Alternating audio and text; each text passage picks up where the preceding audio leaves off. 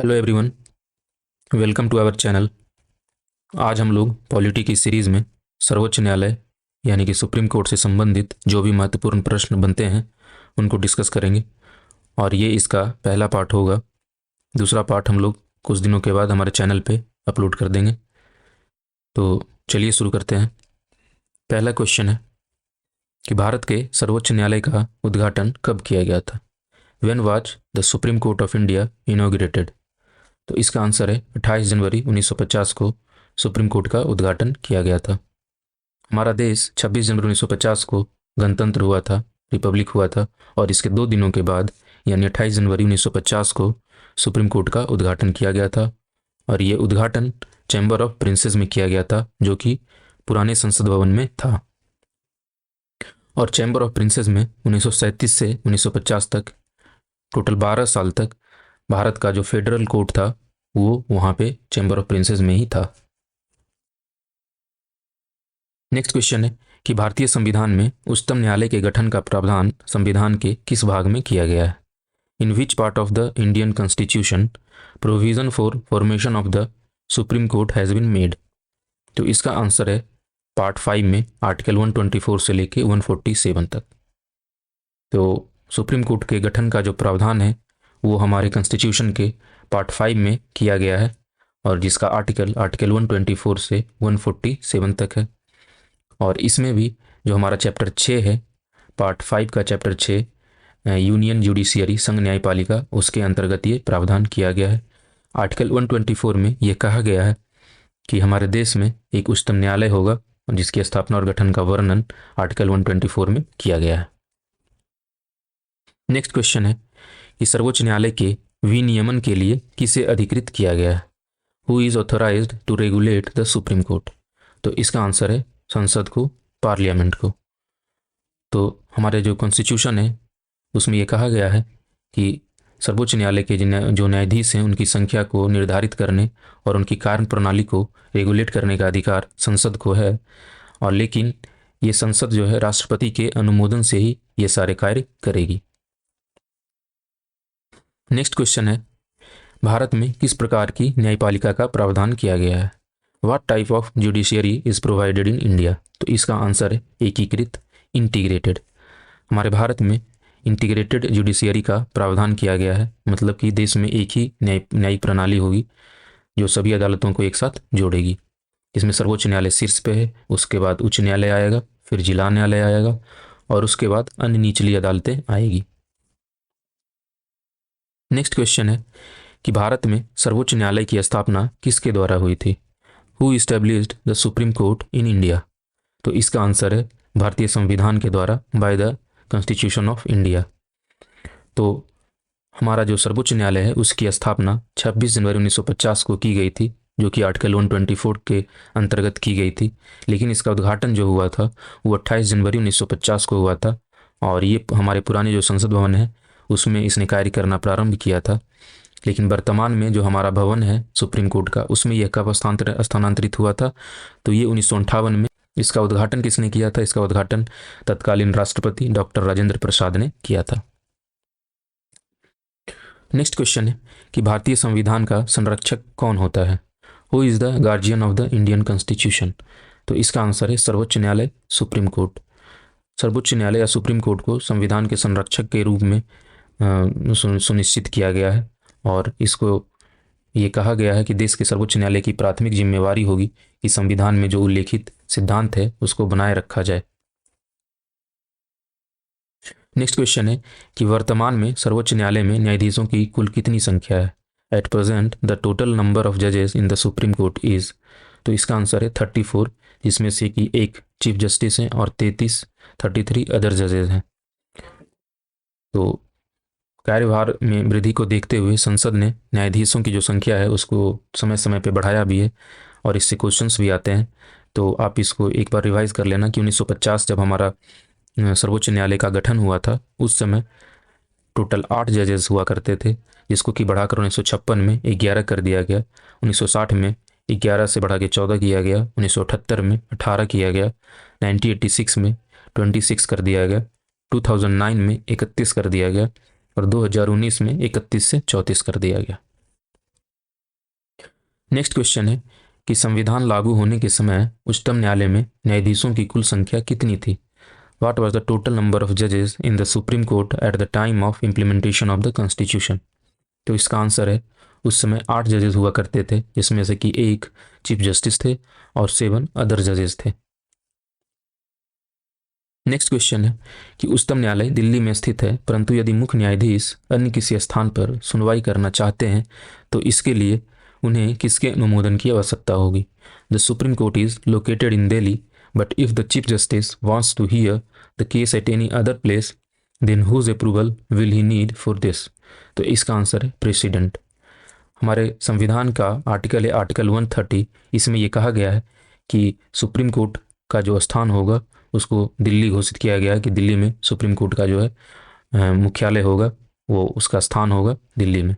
लेकिन अगर मुख्य न्यायाधीश राष्ट्रपति के अनुमोदन से किसी अन्य स्थानों को भी उच्चतम न्यायालय का स्थान घोषित कर सकते हैं, वहाँ पे उच्चतम न्यायालय की बेंच स्थापित कर सकते हैं, लेकिन राष्ट्रपति के अनुमोदन की आवश्यकता होगी। नेक्स्ट क्वेश्चन है कि सर्वोच्च न्यायालय के न्यायाधीश तथा अन्य न्यायाधीशों की नियुक्ति किसके द्वारा की जाती है? Who appoints the judges and other judges of the Supreme Court? तो इसका आंसर है प्रेसिडेंट।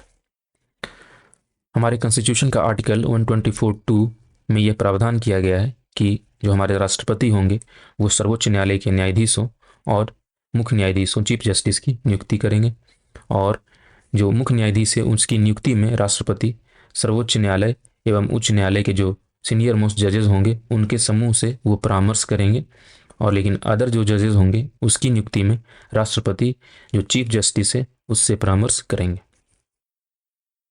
नेक्स्ट क्वेश्चन है कि राष्ट्रपति द्वारा उच्चतम न्यायालय के मुख्य न्यायाधीश की नियुक्ति का आधार क्या निर्धारित है? What is the basis for appointment of chief justice of supreme court by the president? तो इसका आंसर है सीनियरिटी, लेकिन इसमें एक्सेप्शन है 1973 और 77। आर्टिकल 124 इसमें यह प्रावधान किया गया है कि राष्ट्रपति जो है वो जस्टिस चीफ जस्टिस और जो अदर जस्टिस है उनकी नियुक्ति करेंगे, लेकिन उसमें किसी भी प्रकार की वरिष्ठता का मेंशन नहीं किया गया है। ये सीनियरिटी का जो सिद्धांत है ये केवल परंपरा है, ठीक है। और 1973 में जो एक्सेप्शन जो आया था वो एक्सेप्शन ये था कि जो जज जो थे A.N. राय, उनको जो 3 वरिष्ठ न्यायाधीश है, 3 सीनियर मोस्ट जज थे, उनको बाईपास करते हुए इनको मुख्य न्यायाधीश बना दिया गया था। ये कब किया गया था? तो उस समय जो तत्कालीन प्रधानमंत्री थी वो इंदिरा गांधी थी, और ये जो मामला जो था ये केशवानंद भारती केस के बाद का मामला था। दूसरा ये जो मामला आया वो 1977 में आया, जब HR खन्ना जो थे वो सीनियर थे, लेकिन उनके जगह पे उनको बाईपास करते हुए जज M.H. बेग को चीफ जस्टिस बना दिया गया था। नेक्स्ट क्वेश्चन है कि संविधान में सर्वोच्च न्यायालय के गठन का उल्लेख किस अनुच्छेद के अंतर्गत किया गया है? Under which article of the constitution the formation of supreme court is mentioned? तो इसका आंसर है आर्टिकल 124(1). आर्टिकल 124 यह कहता है कि भारत के लिए एक सर्वोच्च न्यायालय होगा जिसमें एक मुख्य न्यायाधीश होंगे और अन्य न्यायाधीश शामिल होंगे। इसी में हम लोग आगे पॉइंट्स देख लेते हैं कि सुप्रीम कोर्ट की स्थापना जो हुई थी वो 26 जनवरी 1950 को हुई थी, और सुप्रीम कोर्ट का मुख्यालय जो है वो नई दिल्ली में है, और तत्कालीन जो सदस्य संख्या है, तत्कालीन जो टोटल न्यायाधीशों की संख्या है वो 34 है। नेक्स्ट क्वेश्चन है कि उच्चतम न्यायालय के न्यायाधीशों की नियुक्ति के बारे में प्रावधान संविधान में किस अनुच्छेद के अंतर्गत उल्लेखित है? The provision regarding the appointment of जजेस of the supreme court is mentioned under which article of the constitution? तो इसका आंसर है आर्टिकल 124(2). आर्टिकल 124(2) में यह कहा गया है कि भारत के जो राष्ट्रपति हैं वो मुख्य न्यायाधीश और अदर जजेस की नियुक्ति करेंगे, और इसमें यह कहा गया है कि जो चीफ जस्टिस है उसकी नियुक्ति करते समय अन्य सर्वोच्च न्यायालय के और उच्च न्यायालय के जो न्यायाधीश हैं उससे कंसल्टेशन लिया जाएगा, लेकिन अदर जो जजेस हैं उसकी नियुक्ति करते समय चीफ जस्टिस से परामर्श लेना आवश्यक है। नेक्स्ट क्वेश्चन है कि सर्वोच्च न्यायालय के न्यायाधीशों की नियुक्ति के लिए क्या योग्यताएं निर्धारित की गई है? What are the qualifications prescribed for the appointment of जजेस ऑफ सुप्रीम कोर्ट? तो इसका आंसर है एक या अधिक उच्च न्यायालयों में लगातार न्यूनतम 5 वर्ष तक न्यायाधीश के पद पर कार्य कर चुके हों, अथवा एक या अधिक उच्च न्यायालय में लगातार न्यूनतम 10 वर्ष तक अधिवक्ता रह चुके हों, अथवा राष्ट्रपति की राय में पारंगत विधिवेत्ता हों।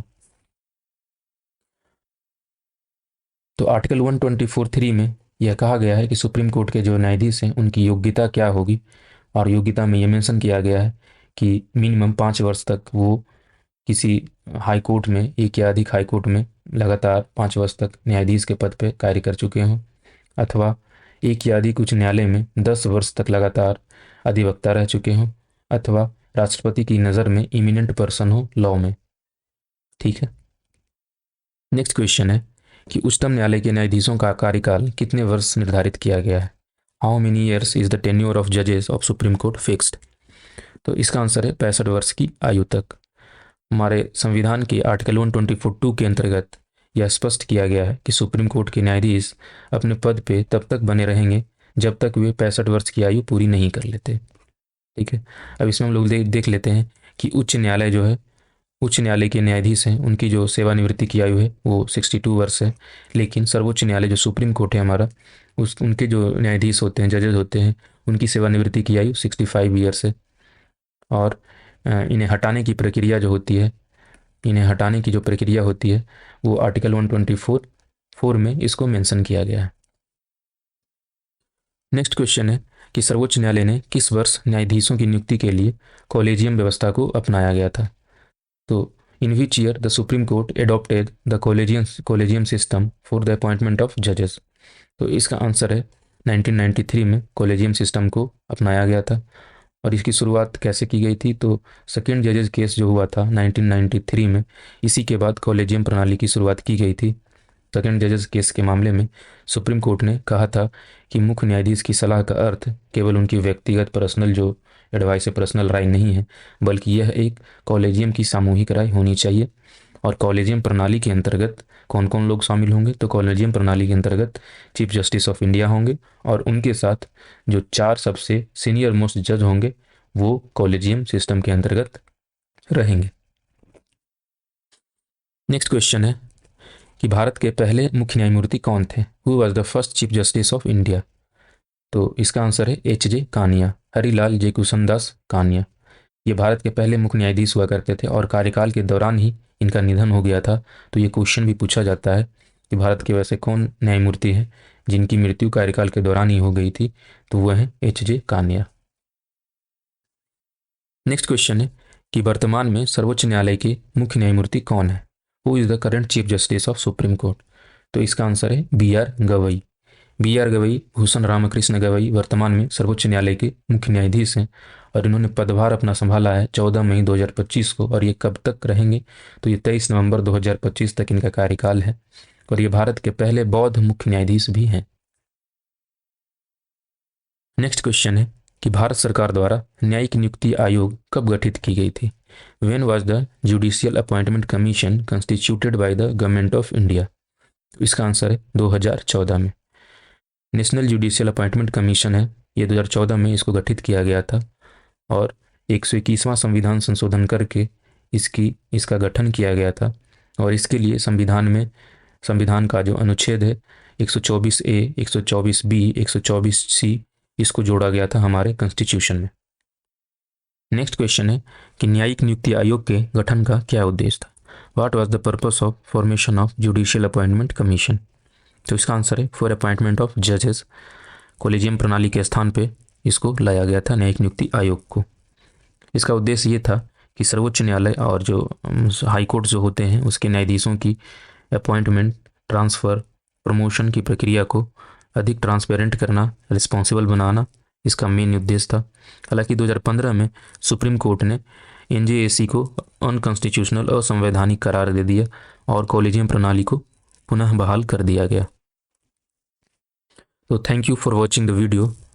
अगर आपको हमारी वीडियो पसंद आती हो तो लाइक करें, शेयर करें और सब्सक्राइब करें और ज़्यादा से ज़्यादा लोगों तक इसे पहुंचाएं। Thank you once again. मिलते हैं अगली वीडियो में।